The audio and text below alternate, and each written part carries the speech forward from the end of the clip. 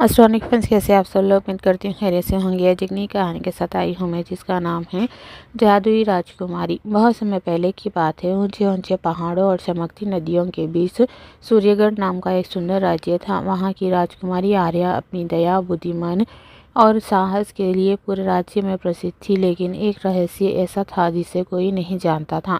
आर्या के पास एक जादुई चांदी का लॉकेट था, जो उसे प्रकृति की शक्तियों से जोड़ता था।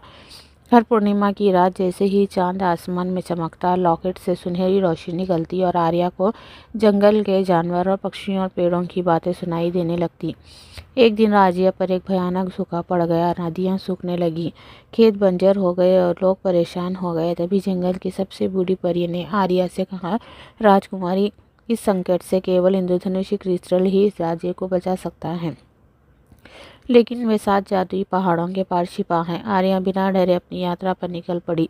रास्ते में उसे एक घायल हिरन मिला। उसने उसकी सेवा की। बदले में हिरन ने उसे एक गुप्त रास्ता दिखाया। फिर उसने एक छोटे पक्षी को जाल से मुक्त किया। पक्षी ने उसे ऊंचे पहाड़ पार कराने में मदद की। आगे एक नदी में फंसी मछली को बचाया, जिसने उसे पानी के नीचे बने गुप्त महल का रास्ता बताया।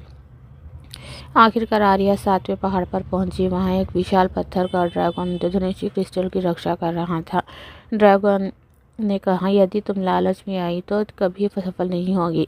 आर्या मुस्कुराई और बोली, मैं अपने लिए नहीं, अपने लोगों के लिए आई हूँ। उसकी सच्चाई और निस्वार्थ प्रेम देखकर ड्रैगन प्रसन्न हो गया। उसने क्रिस्टल आर्या को सौंप दिया और कहा, सच्चा जादू शक्ति में नहीं, दया यूं होती में होता है। जैसे ही आर्या राज्य लौटी, उसने जादुई क्रिस्टल को महल के सबसे ऊंचे स्तर पर रखा। अचानक से आसमान में काले बादल छा गए। तेज बारिश होने लगी। सूखी नदियां फिर से बहने लगी। खेत हरे भरे हो गए और पूरा राज्य खुशियों से भर गया।